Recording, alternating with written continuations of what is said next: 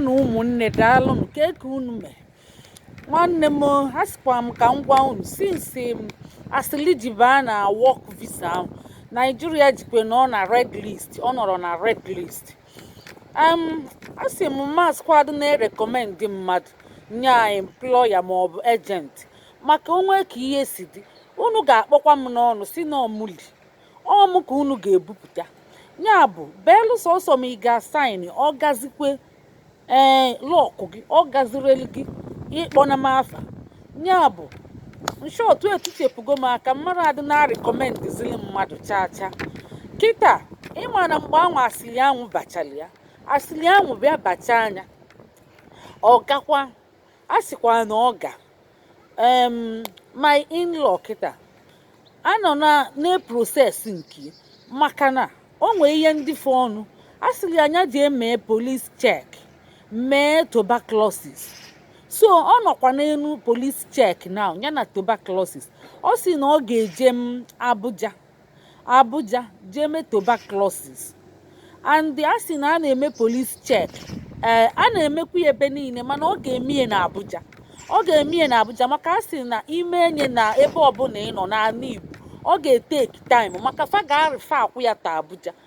nya bụ ebe o jiji ime tuberculosis na Abuja ka o mezie nye so ejizi nke eme experiment nke epụtakwa gazie dị mma mma agwakwa unu na ọ gazi dị mma maka atọrọ m ji mmadụ mee experiment kama ka m jiri onye nọ m na-arụ wee mee ọ gazie mma agwakwa unu na ọ gazi ọkwa unu bịa unu na-agwa m ọlụ na unu chọrọ na unu chọrọ ihe dịkwa n'ọlụ ahụ riski erikie ụmụ nwanne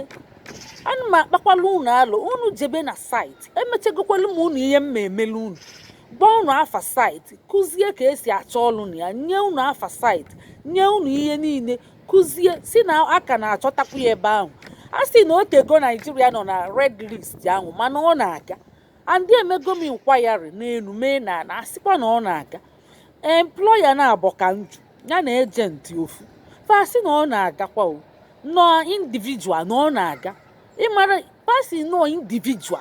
individual nya on your own mana akpọrọ ya individual mana fa ka na-enyekwa aka na-eme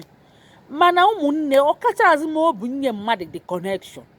asị m nọ information ka mma na-enye unu ka ọ gazielu unu ka unu wee solu gaba ma eme unu si m nye unu connection m nye unu connection ọlụkwụkwa unu ọkwa mgbe ahụ unu kpọọ m ajọ mmadụ onwe ka ọlụ si kụọ kịta unu ga-asị na ọmụ bụrụ ego unu lie mụ ji echọta ego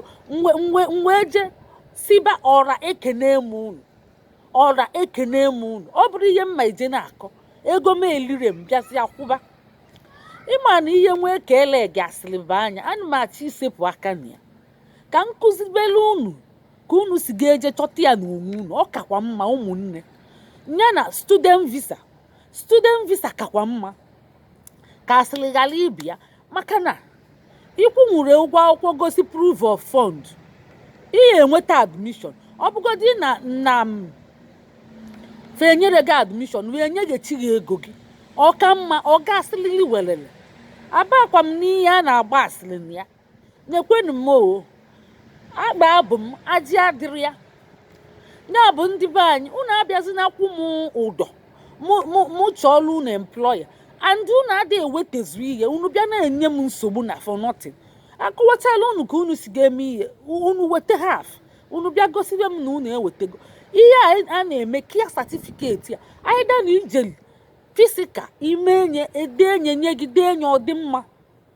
ụfọdụ na-eweta 6 agwago unu na 6 adịrị enough no from 10 up to 15 ndị ahụ na-eme ya online up to 15 dị enough mana ụfọdụ bịa sị m na-ewetachego nsị a ka m fugodi o were ihe nwa tụọlụ m ọ bụ na ọ dị ihe dịka 6 ka o mete ọ dịrọ na enough o nwere ụmụ ajụjụ anyị nwetachekwa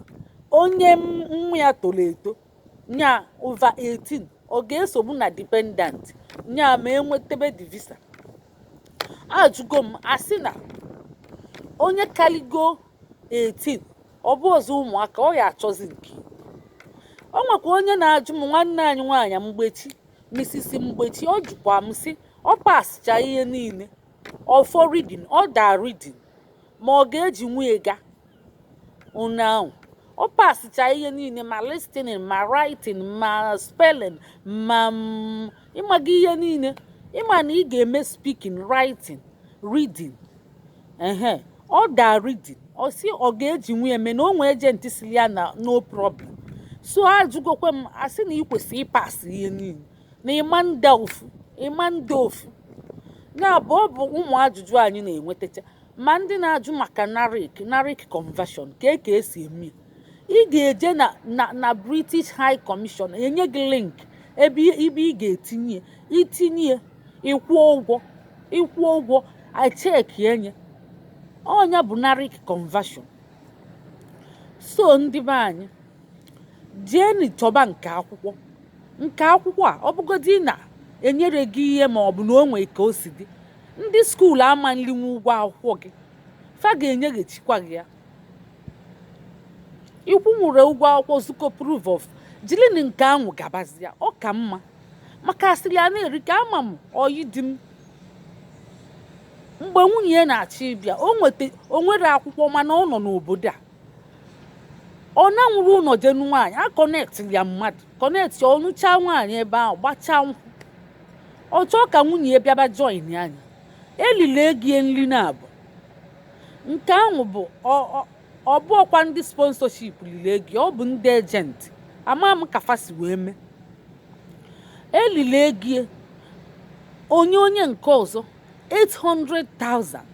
ka e wee bido akọkwala akụkọ o mechekwa onye nke ọzọ 500 ka e wee bido akọkwala akụkọ ya bụ ego elili bụ ebe 1.3 ifugie different agent lili o nwekwa ihe o mefaluo taa akpọfe enyere na na-akali enyekwara ego apịnyụọ pintom onwere ihe ị ga-eme nwufa onwere ebe ị ga-akpụghalị nwufa jeni chọọ visa n'ụzọ kwụ ọtọ ọ ga-aka mma na achọ visa n'ụzọ kwụ ọtọ unu chọọ visiting visa unu ga-eme nwunye unu mee nye ọgazie agwa m unu nọ unu ji nwayọọ na-apịkọ mma bịakwakọla unu ka unu si ga m achọta ya ma iji nwayọọ na-apịkọ onwe gị na-akpakọ onwe gị ị ga-achọta nwunye na onwe gị ọmanili gị ego n'olike gị ego ọ bụ sọsọ ego visa fee ka ị ga-akwụ inwetachi ihe niile a na-achọ ije were appointment jee ebe embassy jee jiri aka gị faịlụ ome application a na-enye gị ada enye gị fadinayi ya ga ọ bụrụ so ụgwọ visa ka ịkwụ ịbịaba with visiting visa abịalute ịchọba akwụkwọ ka ibe gị si achọ ọ kakwa mma o nya wepụkwanụ m na pikchọ m chọọ ọrụ ụlọ ọrụ abụọkwa m employa ana m enye ọrụ anyara m enyekwa ọrụ o abụrụ m employa nọ na nsi ka m bịa na-ewetara unu ozi ọma ka esi eme wee na-anafe na-akọrọ unu akụkọ ka unu si ga-emeghara ịma n'ọnya ọ bụ ihe nsi ka m bịa wetebere unu pushuzie m ji ewetebe ọrụ ana m eji eweta ọrụ onwere ọrụ edebere m ọrụ ọjọọ si na mmalụ ndị ahụ na mmakwalụ fa bụrụ na fa bụ elighị ma afụrọ na anyị na-atọ na-amịcha ọnụ ma ọ bụ na anyị na-edinoke n'ofu bed ọ bụ na anyị maala ya na asị na amaala amata ya amata onye ahụ ọ dị trustworthy ifụkwanụ ndị o mere ịtrọstụọ asịzịa unu atrọst go oke unu makwa na ego dị ya buru ibu unu bịakwa na-enye nsogbu onye bịa ọ na-ekwu kedu ọrụ agwakwa unu na fe na ana ego asịzi unu ngwa ịbịa isi mgbe ifuru kekedo ọrụ ihe akwa ekwu okwu kedu na ijikwa na ego one dị ona andị unu ma na ego dị na ya bụrụ obere ego ọ bụ ihe eji eje elele ana a na-eleli ana ma ọ bụrụ na ị nwere nwanne ga-asọpọtụ gị ị nwere ezigbo ihe ị na-eme ọ bụ ihe eji eje eleche prọpati gị niile wee chọba echolidekwe n'ihe ọ bụkwanụ na ọ da na mmiri ma chukwu ekwe na ụgbọ kpukweni onwere isi kedu ihe ị ga-eme ya bụ na-echekwa eche maka na ọ bụkwa na ọ dụchatara gị ijilie nwayọ imekwana gidigidi je na-ada ọ dụchata gị mma na be anyị n'ọlụ be anyị ị na-akpakọ ya nwayọ mma akụziri unu ka unu si ga na-eme nwayọọ nwayọọ wee jiri aka gị bịa na-etufu gị peni sisi afọ. Ọ bụ ya bụ ihe mma apụtazi na-akụziri unu asịzi na m chọọ ọrụ unu ọrụ maka abụrụ m employa. Ọ bụ housewife ka m bụ, anọ m n'ụlọ mana anọ m n'ụlọ afọ ihe na-agba n'otu. N'ụlọ ka m na-anọ 24 hours. Unu si m chọọ ọrụ unu ọrụ, abụrụ m employa. Ndị be anyị abụọkwanụ m employa. Sikwenụ n'ụzọ akwụkwọ student visa wee chọbịa, sini na student visa wee chọba ihe danalụ mmiri. Chekwelụ nya bụ ndị be anyị, unu na-abịakwa unu matakwa na obodo oyibo adịrị izi. Ọ bụ okwu ọgụ nne na-agbalụ nwa ya, nne ada agbalụ nwa ya ọgụ ahụ, a na-atajukwa afọ. Ọ bụrụ na o nwee ka isi ebuju garị aka, ịsụgharị azụ maka ịbịa ụlọ ị ga-ebi, gị ga-akwụkwa ụgwọ ya. Ọlụ ọ na-etekwa aka tupu achọta ọlụ. Ị ga-eme ma DBS dị ya, mee ma trenin, fancha bụ ego. Ọnya bụ onye pụta ije nyegodi 2 years nọ charịa, isi nya weta ego, isi nye anya sendie gift. Ọ ka na-achọkwa onwe ya, especially onye bịa hozelen tijali bịa. Ije osụchalịa nyegodi nnọọ 2 years ka o wee ghọta onwe ya, ghọkwata onwe ya, ka o wee kute ume, wee nelo anya, wee fụ ụzọ n'anya. Maka ama m mgbe anyị bịa ndị ọkwa inwekwa mansion n'ụlọ, mana ịbịa ị ga-ebi na 1 room gị na ezinụlọ gị. Unu ga-adị 6 bili na 1 room, ị ga-ebikwa ịbụkwa ọganyala nwechie mansion niile n'ụlọ. Ị na-asị na ịchọ mbịa obodo oyibo. Ọ bụrụ na ịchọ mbịa obodo oyibo, jidekwa ego ụgwọ ụlọ iji erenti flat. Ọ bụrụ na ị nwere ego iji ọkwa ịbịakwara asị gị kwụọ 6 months up front, 6 months maọbụ 1 year. Ma ọ bụrụ na ị nwere ezigbo ọrụ ị na-arụ yet, asị gị kwụọ 1 year maọbụ gị kwụọ 6 months up front. Ewezigie 1 room ka gị na ezinụlọ gị ga-ebi. 1 room unu ga-adị. Ọ bụrụ na unu dị 6, unu ga-ebi na 1 room ahụ. 1 room ka unu ga-ebi. Ndị bilion ahụ wee mechie bụrụ mmadụ, fa bụkwa ọka nkụ, jekwa eju ese ka ị wee na-akwado ibi obodo oyibo. 1 room. Mgbe anyị bịa, anyị bi na hotel for 1 month. Ọkwa inwezi ụmụaka ije nchọ ụlọ, ọ bụkwa helele. Fada ekpekwe enye ndị chi ụmụaka ụlọ. Ebe a ka m nọ wee fụ nke ahụ na Holland. Ichedo ụmụaka like ya ga-asị gị achọ inye gị ụlọ, si na ị dị responsible, at least ịbụ family man. Ma bịa UK ichedo ụmụaka na-agbalị gị ọsọ. Ama m ihe ha ji eme. Ịma ihe a na-eme wee na-enweta ụlọ. Ma ọ bụrụ na ichi ụmụaka jos jee sọ gị sisi nye gị ụlọ n'ọsọ gị. Isiri a na ichi ụmụaka amịafa adọjia amanyekwe gị. Ya bụ ije sọ gị inweta ụlọ ahụ, ichiri ụmụ gị na nwunye gị bata n'ike. Onwezi ihe ha ga-emenwu. Fadeli gị akwụkwọ, fa na gọọmenti nọzi n'ikpe maka ụmụaka dị involve. Ihere atụpụnwu ụmụaka n'ilo. Mgbe ahụ ndị gọọmenti abatazie wee gwa gị na ịma ntụpụ ụmụaka n'ilo. So jee sọ gị. Ama m mgbe anyị bi na họteelụ ahụ, anyị na-achọ ụlọ, anyị afụrọ na ụmụaka dị involve, amara m ihe UK ji kpọọ ụmụaka asị ka ndị bi na ya kpọrọ. Ama akwanụ m. Anyị mechie bie na 1 room, bijuo onye afọ ọkwa gị na di gị chọba ise ibon gị ihe eche ụmụaka ejebe akwụkwọ, i wee taa afụfụ ịmara ihe n'ike. Ọkwa ya ka m na-akọsala unu ihe a ka unu mara, maka ọ dịrọ m sure na unu ma. Maka ụmụaka jiri ụlọ n'abalị ebe niile, ụmụaka kedu ihe ị ga-eme? Ị ga na-emefe adult conversion. Ihe na-akụfa nkwa n'isi, maka fa ga-ebinite si gị mama na papa, ọ gịnị ka unu na-eme? Unu na-anụzi ọgụ. Fa ga-abịa gbogbo unu ọgụ. Ma ịbịa iseche ibon gị na nwunye gị, ịma mmenwukwu ya o. Ị ga na-echefe agaba akwụkwọ bọsị di gị dị free ịnọkwa n'ụlọ. Unu wee jisi ike wee susuo ọnụ. Ịmara na ukwe ngwele bụ ukwe na afụfụ dịkwa n'obodo. Ndị be anyị meche anyị chọta 2 bedroom flat anyị chọta 2 bedroom flat and the agency anụnwa anyị ji wee chọta ya ọ bụkwa onye ọcha o mana ọ kpara anyị alụ anyị dị 6 ndị dị 6 aghara enyefa 2 bedroom nọ 3 ọ dị n'iwu ndị obodo na-amanye unu 2 bedroom unu dị 6 maka anyị dị 6 asị mba na-ama mmiri mgbe ahụ anyị dị 5 asị na-amanyenwu 2 bedroom to mmadụ 5 nọ mmadụ 4 ka a ga-enyenwu 2 bedroom ịma ihe ọ kpara anyị osisi wepụ ọchịtacha paspọtụ mmadụ niile si wepụ ofu maka ọ bụrụ ya bụ landlord ọ bụ ejenti ọ chọọ ka ọ maketi ewele ego so si anyị kwuo na anyị dị 3 ewepụ paspọtụ ofu ya bụ na landlord ekwe nye ụlọ 2 bedroom a o nyezie 2 bedroom a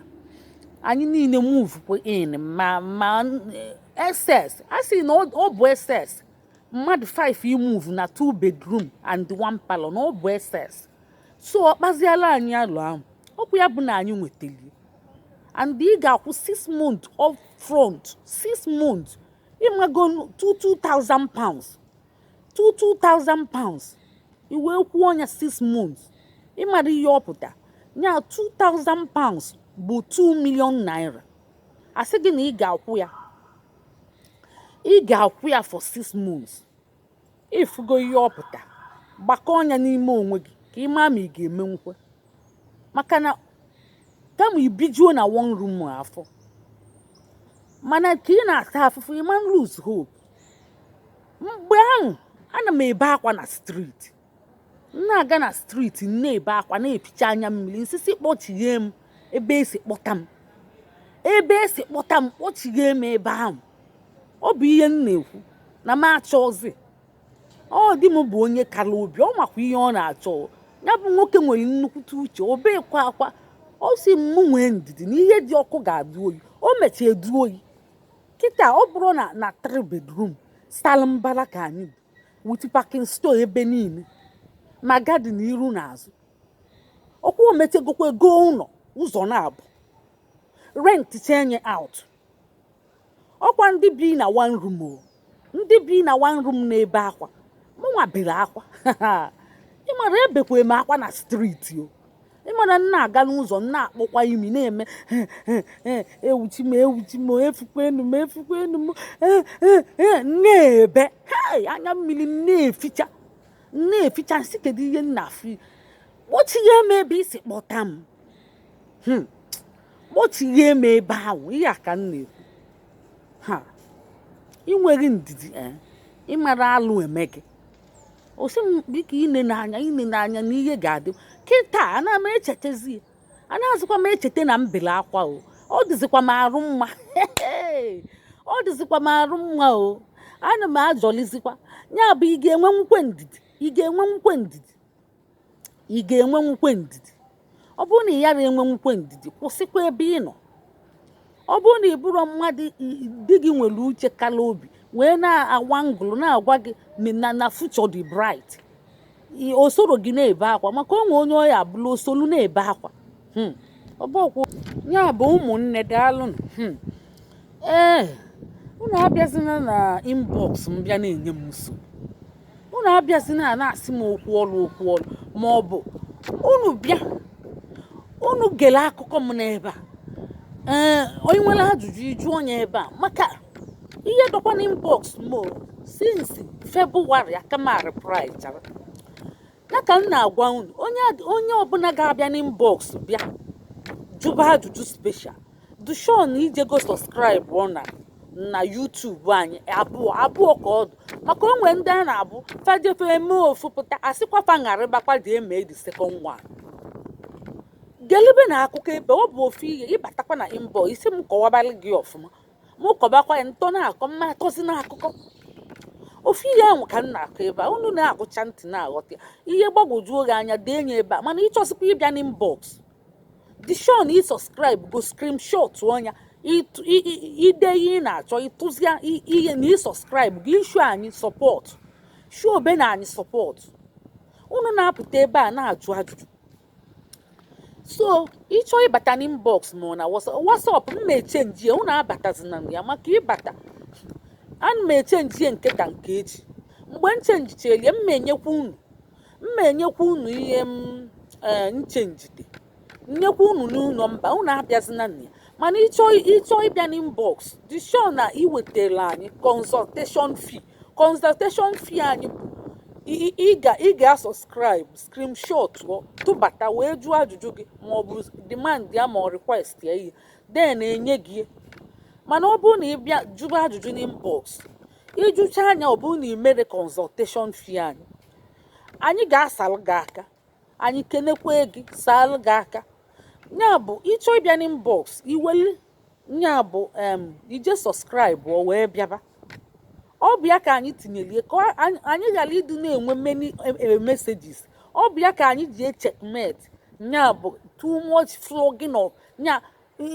messages a na-afly ebe niile na inbox anyị. Ọ bụ ya ka anyị ji amajunata ọtụtụ ndị ka fa ghara ịbịazi na flood inbox. So ịdị sure na ị ga-abịa n'inbox jee mee subscription ị bịabazie ebe ahụ bịa jụọ extra ajụjụ anyị zaa gị ya. Nke anyị na-enyekwa gị bụ ezigbo ajụjụ mana ịchọzie ezigbo ọsịsa mana ịchọzie extra iweli subscription gị na-abịa. Ọ bụ ebe anyị tinyeli anyị mere ajọ ihe anyị emekwa. Ngwanụ ka emesịa ka ọ dị na mgbe ọzọ.